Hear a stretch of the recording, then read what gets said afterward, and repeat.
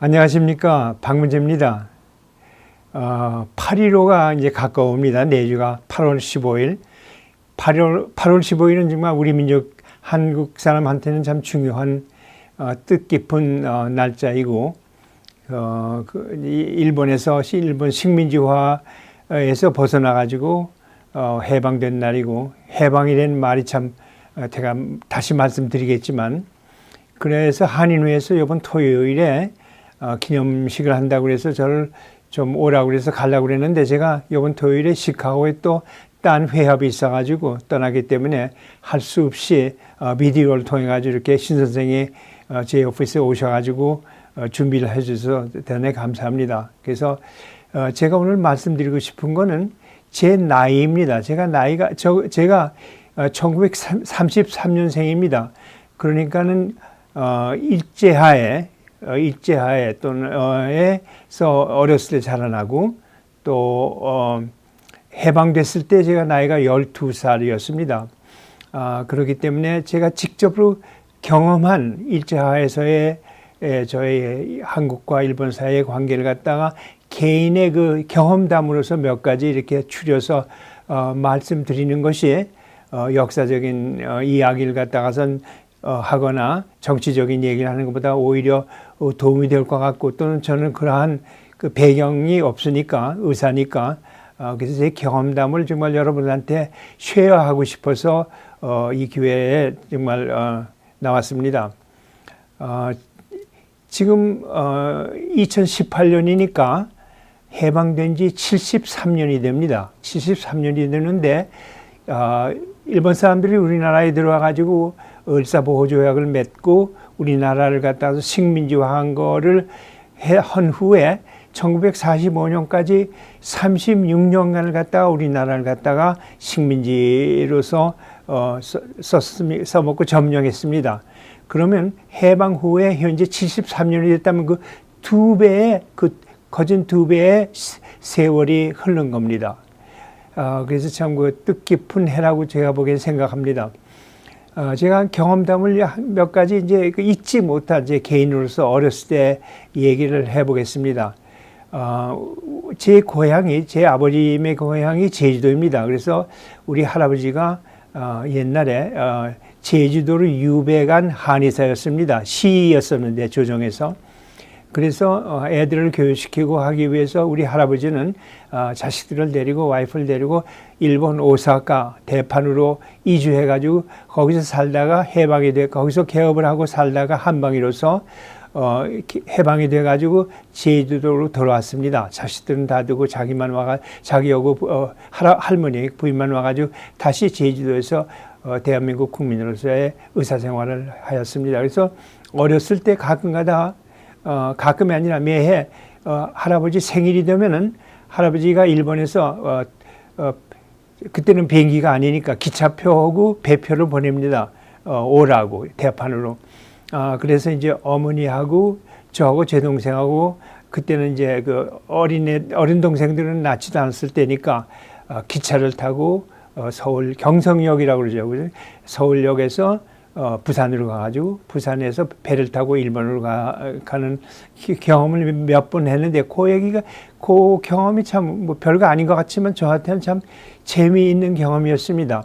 왜냐하면 우리 어머니는 우리 할아버지 그러니까는 아버지의 이제 생일이 돼서 대판으로 가게 된다면은 며칠 전부터 한복을 안 입습니다. 양복을 해 입고 머리를 미장원 해가지고 파마를 하고 파마넨트를 하고, 그 이유가 일본으로 가게 되면 조선 사람이라는 그거를 보기 차별 대우를 하도 하니까 그 차별 대우 받기 위해서 양복을 입고 그랬습니다. 그리고 이제 서울역에서 기차를 타면은 우리 할아버지는 잘 살으셨으니까 1등석 표를 보내줍니다. 그래서 1등석에 이제 올라타면은 저희들한테 뭐라고 얘기했냐면, 야, 너희들 절대로 우리말 하지 말아라.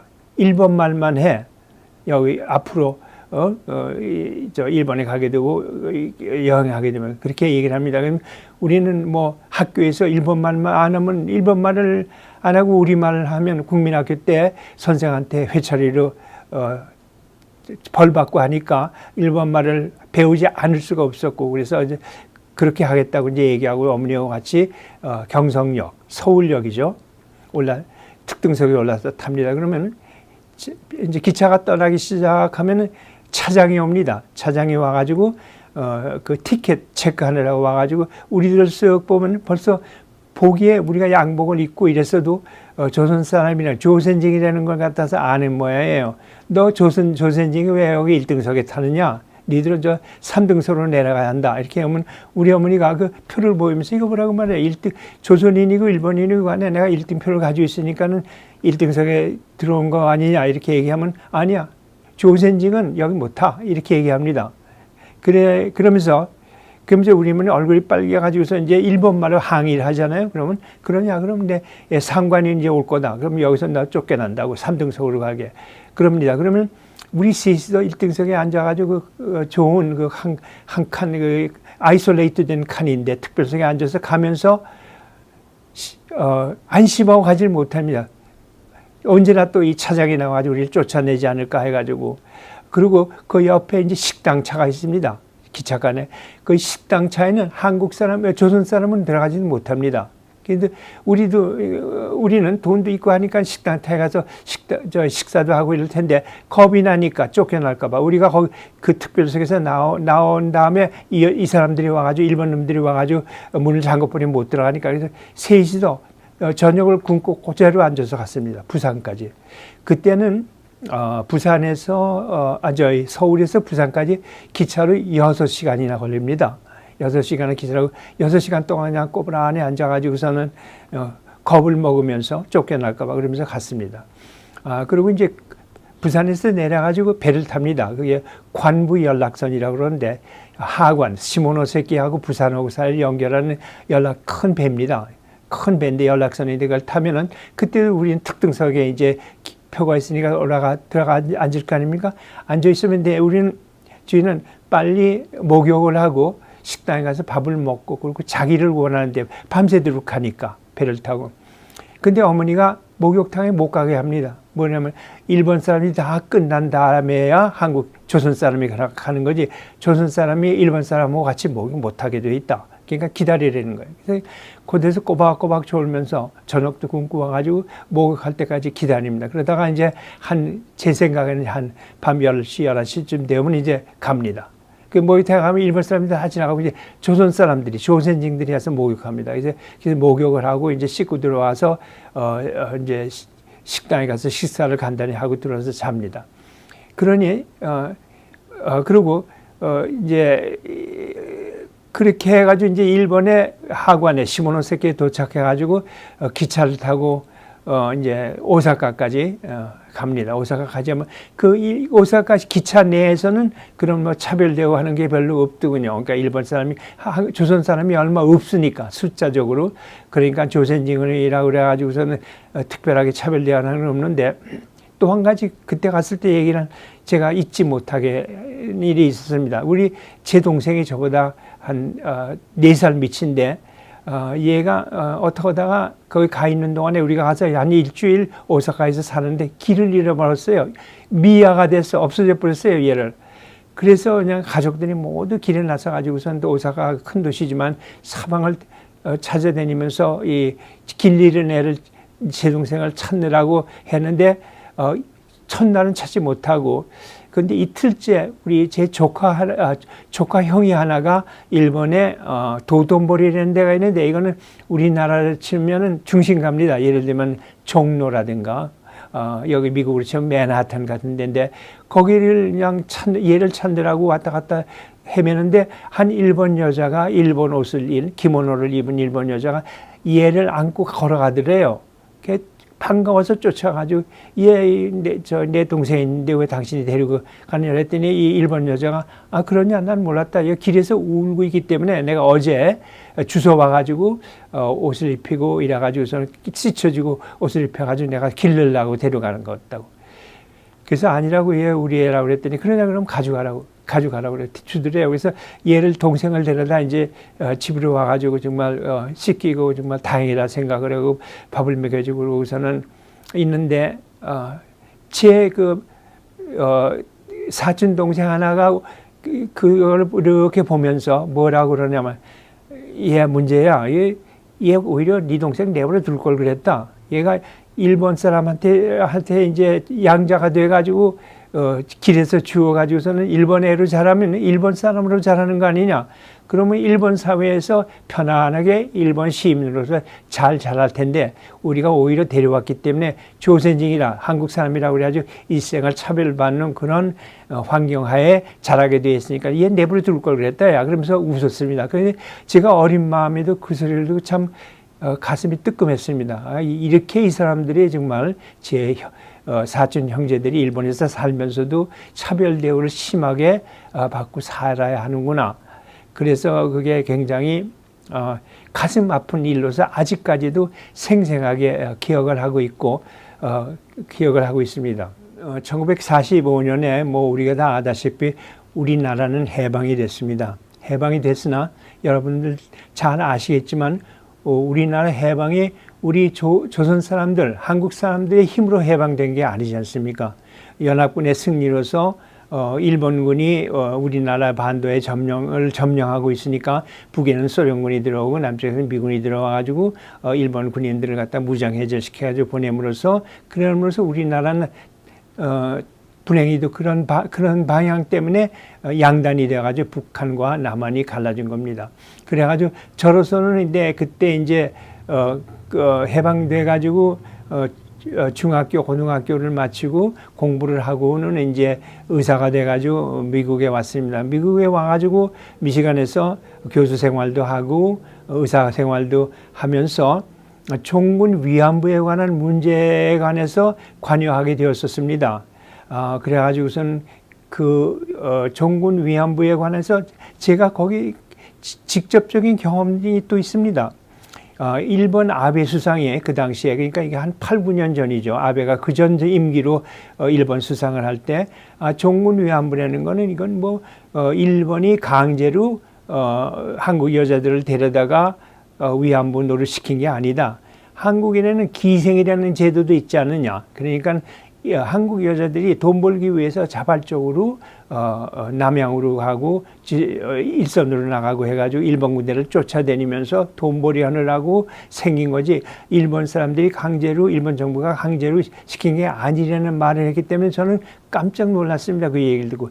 왜냐하면 제가 어렸을 때 제가 살던 데가 남산에 밑에 조선시인궁이라고 있지 않습니까? 경성시인궁이라고 그러죠. 게이조진구라고 그래가지고 일본의 신도가 있는데 거기에서 그 근처에서 살았습니다. 어려서 자랐습니다. 그래서 제가 거기서 놀다가 항상 보면은 가끔가다 많이 봅니다.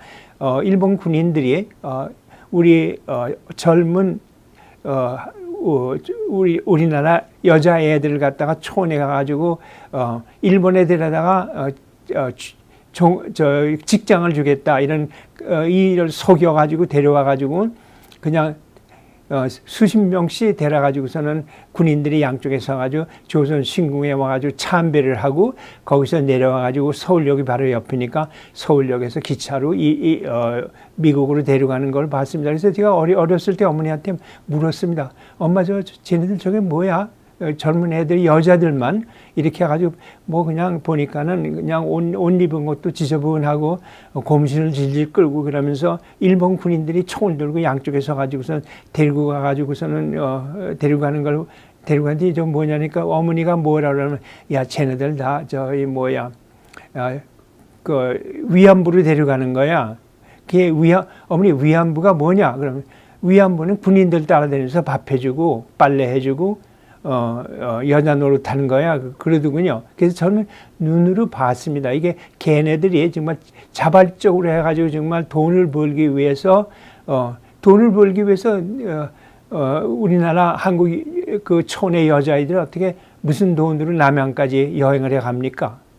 그래서 그런 일을 제가 눈으로 봤기 때문에 아베 수상이 그런 얘기를 신문 기자를 통해 가지고 이거 위안부라는 거는 한국 여자들이 돈 벌기 위해서 자발적인 간의 말을 듣고서는 굉장히 놀라가지고 우리 동포연합 조직체를 통해 가지고 돈을 모아가지고 뉴욕 타임스에 전면 광고를 냈습니다. Open letter to 미스터 아베 신조라고 그래가지고 그게 그렇지 않다는 거를 얘기를 거기 신문사에 영어를 쓰고 또 그 여러 가지 사진들 그 정군 위안부들의 비참한 사진들을 넣고 그래가지고 하는데 거짓말은 7만 불에 모금을 해가지고 근데 그 모금하는데도 우리 동포들 사이에서 모금하는데 여성 교포들이 많이 참석을 해가지고 한 달 사이에 7만 불을 갖다 우리가 모금했습니다. 그래서 광고를 냈더니 일본에서 우리 단체를 통해 가지고 연락이 왔습니다. 아베 신조가 너희들하고 좀 만나자고 그러니까 좀 오라고 비행기표도 내고 오면 호텔 값도 다 내주겠다고 그래서 오라고 그래서 제가 우리 단체 회장인 윤 목사하고 저하고 갔습니다. 갔더니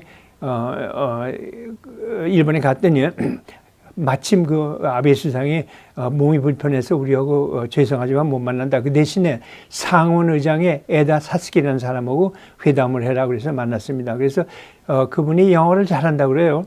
그래서 이제 영어로 이제 우리가 얘기를 정군 위안부 문제에 관해서 설명을 했더니 잘 못 알아듣는 것 같아요. 공부는 영국에 가서 공부를 했다고 그러는데 캠브리지 대학에서 공부했다고 그러는 분인데 에다라는 분이 그래서 제가 시간이 자꾸 가고 그래서 안 됐길래 내가 일본말로 그럼 해도 괜찮았더니 좋다고요. 그래서 일본말로 그 정군 위안부에 관한 역사를 얘기를 했더니 깜짝 놀라면서 좀 자세히 듣겠다고 그래요. 그 사람 나이가 60 이미 넘은 사람인데 그런 것도 모르고 앉아있다면 일본 교육 제도가 자기네들에 불리한 거는 역사에서 면제를 하고 저희 교육을 할 때 자기네들이 일본 민족에 유리한 것만 가르쳐 줬다는 건 당연하게 나타납니다. 그러면서 벌떡 자리에서 일어나가지고 나 이런 거 몰랐다. 정군 위안부라는 사건이 이렇다는 거 과거에 이랬다는 건 잘 몰랐으니까 죄송합니다 하고 저를 꾹복해요. 일본식으로. 그래서 제가 나한테 사과하지 말고 당신이 상원 의장이고 하니까는 우에노 공원 일본의 그 센트럴 파크 호텔 같은 데다 큰 탑을 만들어가지고 정군 위안부에 대한 사죄하는 그런 탑을 갖다 만들든지 뭐 그런 공식적인 정부 대 정부에 사과를 해야지 나한테 사과할 필요 없습니다. 그렇게 하고 왔습니다. 그러고서 이제 호텔에 들어봤더니 그런데 이제 호텔에 들어갈 때 그 전날에 호텔에 들어갈 때 여기 제가 일하는 병원에 중국 의사가 하나 있는데 자기가 일본에 학회를 하러 갔다 오는데 네가 일본에 간다는 소리 들었는데 조심하라 그러면서 이제 경고를 해줘. 그게 뭐냐고 그랬더니 그런 좋은 인류 호텔에 들어갈 때 조선 사람이라고 말하면 조선 사람만 수용하는 방이 따로 있으니까 종류가 좋지 않고 대개가 지하실이고 그러니까 들어갈 때 패스포드를 들고 들어가가지고 나는 미국 시민이라는 걸 다 확인하라고 얘기를 해요. 그래서 내가 깜짝 놀랐습니다. 그래가지고 가가지고 체크인할 때 호텔에 인터컨티넨탈 호텔이었는데 체크인할 때 제가 패스포드를 보이지 않고 그 반대로 얘기했습니다. 나는 이름이 박문재다. 박문재 이건 조선징이다. 조선징이니까 조선 사람 수용하는 방에 난 들어가게 해달라고 이렇게 얘기했더니 체크인 그 여자가 그런 거 없습니다. 그렇게 해서 그런 거 없는 게 뭐냐. 다 안다고 다 알고 간 거니까 내 매니저 좀 나오라고 그래서 매니저가 나와가지고 매니저한테 제가 항의를 단단히 했습니다. 그리고 나는 지금 미국 시민이지만 내가 미국 시민으로 온 게 아니라 조선징으로 온 거니까 조선징 왔는데 수용해야 한다니까는 그냥 없다는 말은 이제는 못하고 내가 알고 왔으니까 꾸벅꾸벅 절을 하면서 보통 방으로 좋은 방으로 액츄얼리 들어주었습니다. 그 다음 이제 그 에다스키를 만나고 조선인 총연맹에서 우리가 왔다는 얘기를 듣고 저녁 대접을 하겠다고 연락이 와가지고 호텔에서 나와가지고 그 총련 본부가 또 그 근처에 있는데 이제 오늘 그래서 픽업하는 저희 자동차를 보내겠다고 그래가지고 둘이서 이제 현관 그 큰 호텔의 현관으로 내려갔더니 검은 리무진이 하나가 와 있는데 길 건너에 주차되어 있어요. 그 호텔 현관에 주차를 못하고. 그러면서 그 운전수가 문을 열고 나서면서 저희를 보고 손짓을 하는 거야. 이리 오라고. 그래서 제가 네가 이리 오니까 자기는 못 간다 이거야. 소치는 있기 마세요. 고추나 이라세테 구다사이 이렇게 얘기를 해. 이리 좀 와달라고. 그래서 왜 그러냐 그랬더니 자기네는 한국 사람 차, 조선 사람 차이기 때문에 조선 사람 차는 현관에 그런 큰 호텔의 현관 앞에 세우지 못한다 이거예요. 그래서 내가 깜짝 놀라고 화가 나가지고 유니폼을 입고 그 문간에 서 있는 그 안내원, 호텔 안내원 모자를 쓰고 유니폼 근데 제가 일본 말로 막 화를 냈습니다. 조차 우리를 픽업하러 온 차고 나는 네 호텔에 손님이니까 오게 하라고 그랬더니 미안하다고 그러면서 오라고 그러더니 손짓에 오라고 그래서 와가지고 타고 갔는데 그걸 보고 내가 깜짝 놀랐습니다. 이게 그래서 내가 저 사람들이 이게 한국 사람 차량, 조선 사람 차량이 어떠니까 그 넘버 플레이트 번호판에 뭐가 있대요. 무슨 암호가 있어가지고 저 사람 일본 사람들이 보면 다 그 조선 사람 차량을 다 알고 이제 조선 사람 청년 멤버든 귀화한 조선 사람도 자동차를 사면 한국 사람 그 암호가 들어있는 표를 준답니다.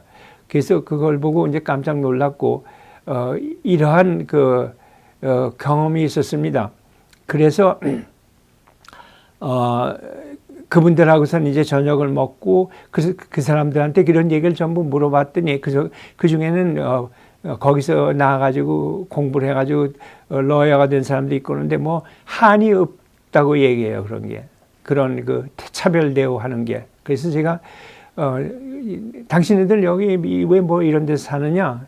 미국에 좀 이민 좀 많이 오라고 그렇게 얘기할 정도고 우리가 돈 모아가지고 미시간에다가 제1교포들 애들을 서머 캠프를 하나 만들어가지고 걔네들이 미국에 와가지고 미국 생활에 좀 익숙하게 만들어주길 그런 생각을 하고 왔었는데 결국 우리 뭐 돈도 없고 자본도 없고 하니까 그렇게 하지는 못했지만 그런 경험을 얻었습니다.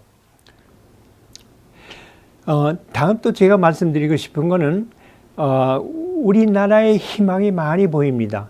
아까 말씀드린 대로 지하자원이 풍부하고 교육 레벨이 높고 남한은 세계 지금 11째의 GDP에 올라서 있고 한데 제가 보기에는 우리나라가 과거에 슬픈 역사가 많이 있었지만 그 이유가 강대국에 둘러싸인 나라였지 않습니까? 중국, 만주, 몽고 또 일본이 항상 우리를 침략을 하고 근데 우리가 기억해야 할 일은 그러한 여러 번의 역사상의 침략을 받았어도 우리가 항상 그거를 결국에 가지고는 내쫓고 우리의 존재를 갖다 유지해 왔습니다. 정말 만주의 대부분의 땅이 우리 땅 아닙니까? 근데 일본의 조선대학에 가보면 만주에 있는 광개토 대왕 비석이 있지 않습니까? 그건 고구려 때 세운 만주가 우리나라 땅이었다는 걸 갖다 정확하게 알려주는 근거가 돼서 중국 사람들이 그 광개토 대왕비를 갖다 없애고 싶어서 이거 하는 건데 그 카피를 만들어가지고 일본의 조선대학 운동장에 세워놓은 걸 보고 제가 감격했습니다. 그걸 보고 제가 느낀 게 우리 희망이 많이 있다 앞으로. 일본에서 저렇게 차별 대우를 하고 살면서도 광개토 대왕비를 갖다가 카피를 만들어 놓고 학생들한테 과거의 우리나라 역사를 가르치고 있지 않는가. 그래서 저는 희망이 있습니다. 우리가 남과 북이 서로 교통을 하고 연락을 하고 평화를 유지하고 제가 김정은이 하고 문재인이 하고가 DMZ를 서로 넘어가는 걸 보고 눈물이 났습니다. 자, 이게 정말 시발점이 아닌가. 우리 남북이 합해가지고 남북이 합하면 7,500만 인구입니다. 7,500만이 이태리보다 더 큽니다. 또 그러고 그래서 남북이 서로 합쳐가지고 우리나라 사람들이 독립심이 있고 자주심이 있고 또 똑똑하다는 건 여러분 아시지 않습니까? 제가 그거에 관해서 한마디 말씀드리겠습니다. AMA, American Medical Association의 통계를 보면은 한국인의 의사가 수가 굉장히 많습니다. 그리고 앞으로도 차차 매해 증가하고 있습니다. 한국에서 오는 의사들은 줄었어도 한국에서 난 우리 2세들이 의과대학에 많이 가고 의과대학 가기 얼마나 입학하기 얼마나 힘듭니까 미국서. 그래서 코리안 계통의 메디컬 닥터 수는 남쪽에서 계속해서 오지 않는데도 불구하고 증가하고 있습니다. 따라서 우리나라 사람들이 정말 기질이 있고 똑똑하고 한 거는 우리가 다 국제적으로 인정하고 있습니다. 그럼 그걸 이용해 가지고 우리가 앞으로 남북이 합치고 협력을 하고 해가지고 우리나라가 과거와 같이 열강에 둘러싸인 조그만 나라가 아니라 열강을 지배해서 중심지에서 열강을 컨트롤하는 그러한 강대한 국가로 나선다는 것을 저는 확신하고 있습니다. 물론 제 일생 동안에서 이루어지는 일은 아니지만 앞으로 그렇게 되리라는 걸 확신합니다. 그래서 제 생각에는 남북이 결국 아주 연방제가 되고 통일이 되고 평화적인 과학적인 문명적인 나라로서 나타나가지고 영세 중립국가가 되고 해가지고 일본 주위의 나라 일본과 중국, 만주, 몽고, 미국까지 미국은 뭐 우리나라에 와 있지 않습니까? 까지 컨트롤하고 이 사람들하고의 평화적인 관계를 문화적인 관계를 유지하는 중요한 세계적인 문명 경제의 중심지가 될 수 있는 그런 요건이 있다고 저는 낙관적으로 생각하고 있습니다.